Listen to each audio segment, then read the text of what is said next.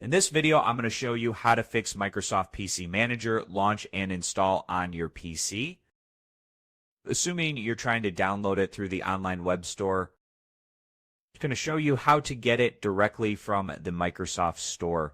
Now just go ahead, click on Microsoft Store, click on Open, then give it some time to load. Then go ahead, type in and search bar Microsoft PC Manager. Just make sure to write everything correctly. So this will allow you to find the Microsoft PC Manager. So after you do that, select the second app that you see.